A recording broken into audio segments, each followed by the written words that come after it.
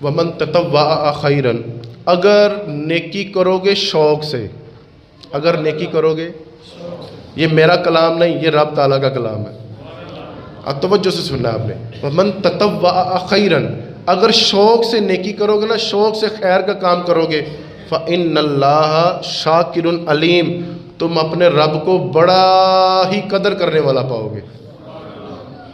آپ کا ملازم آپ کا کوئی کام صحیح سے کرے تو آپ کے دل سے دعا نکلتی نا، یار کیڈا چنگا بندہ ہے، قدر کرتے ہیں نا آپ اس کی۔ لیکن یہاں پر رب کریم خود فرماتا ہے کہ مسکرانا آپ نے اپنے بھائی سے کیا ہے، لیکن رب کتنا راضی ہوگا۔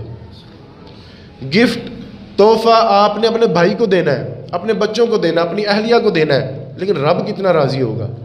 نوافل آپ نے اللہ کے لیے پڑھنے ہیں، لیکن آپ شوق سے ذرا پڑھیں گے، ومن تطوع خیرن، شوق سے نیکی کرو گے تو رب کو تم بڑا ہی قدر کرنے والا پاؤ گے، بڑا ہی جاننے والا پاؤ گے۔ رب نے تو سارا ہی پتہ ہے نا کہ کون کس نیت سے آیا، کون کس نیت سے آیا۔ اور دوسری جگہ پہ قرآن مجید کا ایک اور وصف سنیے گا، ایک اور مضمون اسی موضوع کی مناسبت سے، اگر تم چاہتے ہو کہ تمہاری نیکی کو کوئی درجہ مل جائے، اگر تم چاہتے ہو کہ تمہاری نیکی کو کوئی درجہ مل جائے تو رب کی راہ میں وہ چیز دو جو تمہیں بڑی پیاری ہے،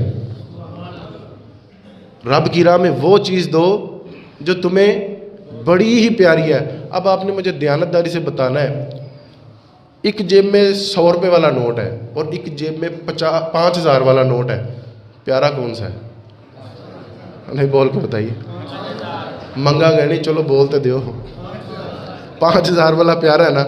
اب قرآن مجید کی آیت یہ بتاتی ہے کہ رب کی راہ میں تم نے وہ چیز دینی ہے جو تمہیں، ہن دیانتداری والا سودا کر رہے نا تسی تو 5000 آکھ بیٹھے جے، تو رب کی راہ میں تم نے وہ چیز دینی ہے جو تمہیں سب سے زیادہ محبوب ہے، جو تمہیں سب سے زیادہ پیاری ہے۔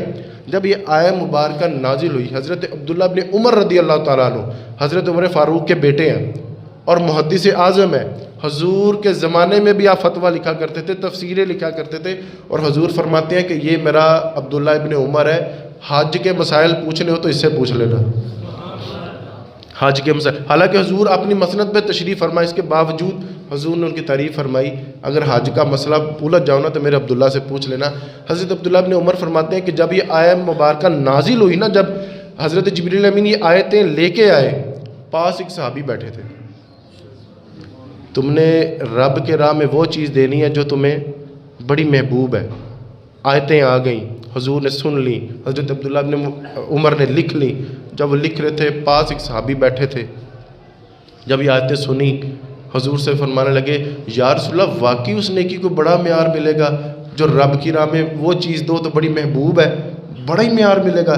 حضور فرمانے لگے، رب کریم خود فرما رہا ہے، رب کریم خود فرما رہا ہے۔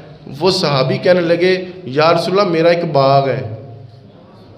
کیا ہے؟ اپنے اتھے کی کہنے نے بیلی آکھیدہ کی آکھیدہ، ایک باغ ہے کھجوروں کا۔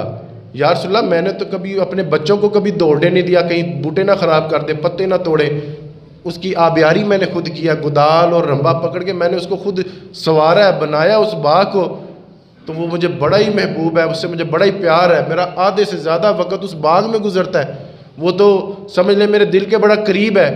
اگر رب کے بارگاہ میں اگر وہ قبول ہو جائے نا، اگر رب کریم میرا وہ باغ قبول کر لے، اگر وہ کسی کام آ جائے تو یا رسول اللہ میں اپنا باغ پیش کرتا ہوں رب کی بارگاہ۔ تو رب کی بارگاہ میں وہ چیز پیش کرنی ہے جو سب سے، بول کے بتائیے، سب سے محبوب ہے، جو تمہیں بڑی پسند ہے۔ ایک میں کتاب کا مطالعہ کر رہا تھا تو میں اپنے قاری صاحب کے پاس گیا، میں قاری صاحب ایک لائن دی مجھے سمجھ نہیں آئی، تو یہ کیا لکھا ہوا ہے؟ وہ کتاب تھی شیخ محی الدین ابن عربی کی، وہ انہوں نے اپنے حالات و واقعات میں لکھا تھا، اپنے بچپن کے حالات پہ۔ تو میں قاری صاحب دسیا، میں قاری صاحب یہ اس عبارت کی مجھے سمجھ نہیں آئی، اس کی ذرا سمجھا دیں۔ قاری صاحب آخدے نے کتاب بند کر، تینوں آپا دس نے اندر کی لکھا ہے، تو کتاب بند کر۔ میں نے کتاب بند کی، قاری صاحب فرمانے لگے اس کتاب سے لکھیا ہے، اگر کوئی اپنے جوانی کے لمحات، کیڑے لمحات؟ وہ لمحات جو تم نے چوکو چراہوں میں گزارنے ہیں، وہ لمحات جو تم نے عیاشی میں گزارنے ہیں، وہ لمحات جو تم نے موبائل میں زیادہ وقت کر کے ضائع کرنے ہیں، وہ لمحات جوانی کے، اگر تم رب کی راہ میں دے دو گے نا تو رب تمہیں 3 چیزیں عطا فرمائے گا۔ اب جس کا شوق ہے نا 3 چیزیں لینے کا وہ ذرا توجہ کرے۔ اپنی جوانی کے لمحات رب کی راہ میں دے دو، رب تمہیں 3 چیزوں سے نوازے گا۔ پہلی چیز، رب تمہیں وفادار دوست عطا فرمائے گا۔ وفادار رب تمہیں، اگر تم اپنے جوانی کے لمحات رب کی راہ میں دے دیتے ہو تو رب تمہیں شاندار اولاد عطا فرمائے گا۔ وفادار دوست مل گئے۔ ایک سائل تھا، حضرت مولا علی شیر خدا سے فرمانے لگا، مولا علی حالات بڑے ماڑے آ گئے ہیں، حالات بڑے ماڑے آ گئے ہیں۔ حضرت مولا کائنات کا شیروں والا جملہ کہنے لگا، دوست وفادار ہے، دوست وفادار ہیں؟ تو کہنے لگا جی دوست وفادار ہے۔ تو حضرت مولا کائنات فرمانے لگے پھر کچھ بھی نہیں ہوتا، اللہ ساری خیرہ فرمائے گا۔ اپنی جوانی کے لمحات جب آپ اللہ کی راہ میں دیں گے تو وفادار دوست اور شاندار اولاد۔ تیسری چیز رہ گئی، توجہ ہے، آواز کمزور ہے آپ کی، کیونکہ وہ بڑی تگڑی چیز ہے نا، ذرا ذوق ہوئے گا تگا دساں گا نا جی، سبحان اللہ کہیے ذرا۔ تیسری چیز، اگر تم اپنی جوانی کے لمحات اللہ کی راہ میں دو گے تو رب تعالیٰ تمہیں کردار والی بیوی عطا فرمائے گا۔